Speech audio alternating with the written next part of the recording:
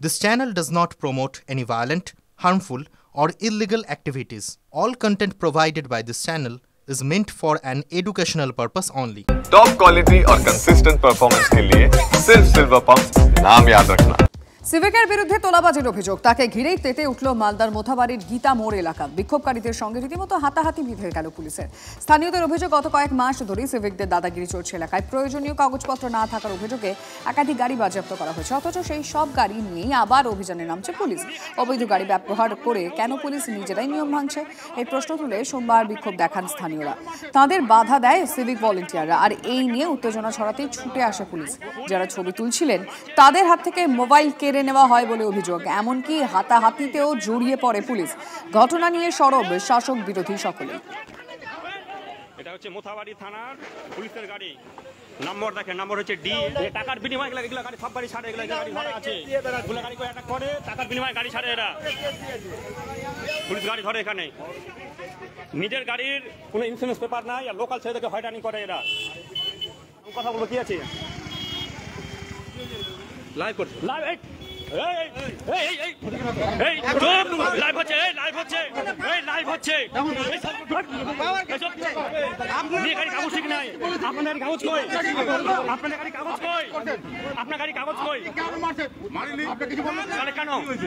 মালদার ছবি তো আমরা দেখলাম, কিন্তু কয়েকদিন আগেই মালদার হরিশ্চন্দ্রপুরের ভেলাবাড়িতে সিভিকের দৌরাত্মের ছবি দেখেছিল বাংলা। রাস্তায় গাড়ি আটকে চালককে নামিয়ে বেধড়ক মারধরের অভিযোগ ওঠে 3 সিভিক ভলেন্টিয়ারের বিরুদ্ধে। সেই ছবিটা আরও একবার আপনাদের সামনে।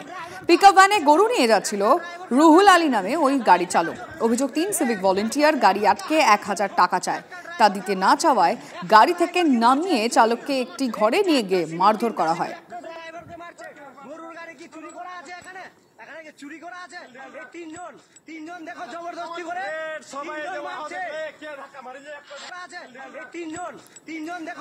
মালদার দুটো ছবি আপনাদেরকে দেখালাম, কিন্তু সিভিকের এই দাদাগিরি তো নতুন কিছু নয়। এর আগে বিভিন্ন সময় সিভিকের অত্যাচারের ছবি দেখা গিয়েছে, আর সেই সমস্ত ছবি আরও একবার আপনাদেরকে দেখাচ্ছি। কলকাতায় ন্যাশনাল মেডিকেল কলেজে লাঠি হাতে রোগীর পরিবারের উপর চড়াও হতে দেখা গিয়েছে সিভিক ভলেন্টিয়ারকে। হাওড়ায় আনিস খানের মৃত্যুতে কাঠগড়ায় ছিল সিভিক ভলেন্টিয়ার। আরজি করে তিলোত্তমা ধর্ষণ খুনে অভিযুক্ত সিভিক ভলেন্টিয়ার। তিলোত্তমা কাণ্ডের প্রতিবাদে রাস্তায় নেমে কলকাতার সিথির মোড়ে সিভিকের দাদাগিরির মুখে পড়েছিলেন আন্দোলনকারীরা। নদিয়ার শান্তিপুরে ফেরিঘাটে ভাড়া নিয়ে বচসার জেরে এক যুবককে মেরে মুখ ফাটিয়ে দেওয়ার অভিযোগ ওঠে সিভিকের বিরুদ্ধে। সেই সমস্ত ছবি আরও একবার আপনাদের সামনে। আমাদের রাজ্যে সিভিকের দাদাগিরি বারংবার ধরা পড়ছে, মালদার ঘটনা আরো একবার তা প্রমাণ করলো। চলুন আজকের ছবিটা আরো একবার আপনাদের দেখাই। বাংলার বিভিন্ন জায়গার ছবি তো দেখালাম, কিন্তু মালদায় যে ছবিটা ধরা পড়েছে, অর্থাৎ সিভিকের যে দাদাগিরি, যে সমস্ত গাড়ির কাগজপত্র ঠিকঠাক নেই, যে সমস্ত গাড়ি বাজেয়াপ্ত করা হয়, সেই গাড়ি নিয়ে তারা অভিযানে বেরিয়ে পড়েছেন। আর সেটা একদিন নয়, দিনের পর দিন ধরে হচ্ছিল। আর সেটাই স্থানীয়রা যখন বিক্ষোভ দেখাতে শুরু করেন, তখন পুলিশের সঙ্গে বচসা বাঁধে এবং সিভিক ভলেন্টিয়াররা তারাও কিন্তু রীতিমতো বচসায় জড়িয়ে পড়েন এবং হাতাহাতি শুরু হয়ে যায় স্থানীয় বাসিন্দাদের সঙ্গে। বারংবার এই বাংলায় সিভিকের দাদাগিরি দেখতে হচ্ছে। আপনাদের মনে থাকবে, হাইকোর্ট কিন্তু ইতিমধ্যেই জানিয়ে দিয়েছিল যে সিভিকের যে ডিউটি, সেটা একদম সীমাবদ্ধ করে দেওয়া হয়েছিল যে কোন কোন ক্ষেত্রে সিভিক কতটা কাজ করতে পারবে।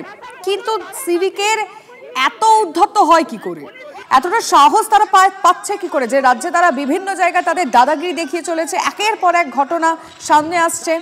আমি কথা বলবো প্রাক্তন পুলিশ কর্তা অরিন্দম আচার্য এই মুহূর্তে আমাদের সঙ্গে রয়েছেন। অরিন্দম বাবু, যেখানে হাইকোর্ট এবং স্বয়ং সুপ্রিম কোর্টও সিভিক ভলেন্টিয়ার কি করতে পারবে কি করতে পারবে না তার ইখতিয়ার বারবার মনে করিয়ে দিয়েছে, তারপরে আমাদের রাজ্যে কেন বলুন তো সিভিকদের এই দাদাগিরি আমাদেরকে দেখতে হয়? সত্যি তাই, সুপ্রিম কোর্ট এই আরজিকর ইস্যুতে যেভাবে নাকি ভৎসনা করেছে, যে উইদাউট ট্রেনিং এ কি করে সিকিউরিটির অবস্থায় দেওয়া হলো আরজিকরে, ফায়ার সাথে সমস্ত উদ্যোগ হয়েছে নানা রকম। কিন্তু আমার প্রশ্ন হচ্ছে কি জানেন তো, সিভিক ভলেন্টিয়ার নিয়োজিত হয়েছিল টু অ্যাসিস্ট ট্রাফিক এবং কি ক্রাউড কন্ট্রোল করা, দুর্গাপুজো, কালী পুজো, বিভিন্ন জায়গায় ক্রাউড, এই কন্ট্রোল করা ছাড়া এবং অ্যাসিস্ট করবে ট্রাফিক পুলিশকে। আমি জানি না ওটা আবার নোটিফিকেশন করে নতুন অর্ডার হয়েছে কিনা যে ওরা তুলতে পারবে, ওরা মারতে পারবে। They have got full right to assault the passenger. আমি জানি না নতুন অর্ডার, কারণ তা নয় তো যেখানে মুখ্যমন্ত্রী আজকে ক্ষুব্ধ, ডিজি আজকে ক্ষুব্ধ, ডিজি হোমগার্ড ক্ষুব্ধ, একের পর এক মেসেজ যাচ্ছে, তারপরে এই মালদা, এই কদিন আগে তো আপনারা মালদা করলেন এই ঘটনাগুলো, কিভাবে মারছে, মার্সিলেসলি মারছে। তারপরে দেখুন 19 জনকে আজকে কি বললেন তো ডিমপিট, মানে এদেরকে সাসপেন্ড নয়, এদেরকে অ্যারেস্ট করা নয়, এদেরকে আজকে কি করছে সাময়িক বসিয়ে দিচ্ছে। এই সাহসটা তারা পেয়ে যাচ্ছে বলেই কনস্ট্রাকটিভ অ্যাকশনও যেমন হচ্ছে না, তেমনি জেলার সুপারিনটেন্ডেন্ট অফ পুলিশ এবং respective officer in charge of police station তারা কখনো কিন্তু দায়িত্ব এড়াতে পারে না, কারণ তাদের বিরুদ্ধে কিন্তু আজকে অ্যাকশন নেওয়ার দরকার আছে। এই কারণেই যে এসপির হয়তো সবসময় সময় থাকে না, কিন্তু অফিসার ইনচার্জ যে সিসিটা ইস্যু করে সেই ইস্যুর মধ্যে স্পেসিফিক গ্রাউন্ড লেখা থাকে এবং তাদের সুপারভাইজ করা দরকার। কারণ যখন আজকে এই নিয়ে সমালোচনা হচ্ছে, রাজ্যের মুখ পড়ছে, পুরো পুলিশ বাহিনীর মুখ পড়ছে, এই ক্ষেত্রে আমার মনে হচ্ছে তারা দায়িত্ব এড়াতে পারে না। ধন্যবাদ আপনাকে। আমরা অবসরপ্রাপ্ত পুলিশ কর্তা অরিন্দম আচার্যের সঙ্গে কথা বলছিলাম। এই মুহূর্তে বিজেপি নেতা সজল ঘোষের সঙ্গে যোগাযোগ করেছি। সজল বাবু, মালদার আরো একটা ছবি সামনে এসছে, আবারও সেই সিভিকের দাদাগিরি আমাদেরকে দেখতে হচ্ছে, যেখানে বারবার করে হাইকোর্ট এবং সুপ্রিম কোর্টও যেখানে তাদের এখতিয়ার মনে করিয়ে দিয়েছিল, কিন্তু তারা আবারও নিজেদের দাদাগিরি দেখাচ্ছে। না, শুধু হাইকোর্ট সুপ্রিম কোর্ট তাদের এখতিয়ার নয়, এক সপ্তাহ হয়নি এখনো, এই 3 দিন কি 4 দিন আগে একটা ছবি এসেছিল, সেটাও তো মালদার, যে কিভাবে একটা সিভিক, 3টে সিভিক মিলে একটা গাড়ির ড্রাইভারকে মারছে টাকা দেয়নি বলে। আমি একটা কথা বলছি, সেটা হচ্ছে পাড়ার গুন্ডাদের, পাড়ার মস্তানদের, যাদের কাজ ছিল পাড়ায় তোলা, তাদেরকে সিভিকের ড্রেস পরিয়ে তোলার পরিধিটা বাড়িয়ে দিয়েছে মাত্র তৃণমূলের লোকেরা। তোলার পরিধিটা বাড়িয়ে দিয়েছে যে ড্রেস ছেড়ে পাড়ার গুলো তুলবি, আর ড্রেস পরে এই লরি, ঠেলা, অটো, ছোট হাতি যত যাবে সেখান থেকে তুলবি। এই যে সিস্টেম, এই সিস্টেমের বলে এই ঘটনা ঘটছে। এগুলো হচ্ছে পুলিশওয়ালা গুন্ডা, এগুলো হচ্ছে ড্রেস পরা গুন্ডা। পুলিশও এখন রেজিস্টার্ড গুন্ডায় পরিণত হয়েছে, আর কোথাও গুন্ডার সঙ্গে মিলিয়ে অন্য একটা শব্দ, যেটা আমি টিভিতে উচ্চারণ করতে চাই না, সেই ধরনের জিনিসে পরিণত হয়েছে পুলিশ।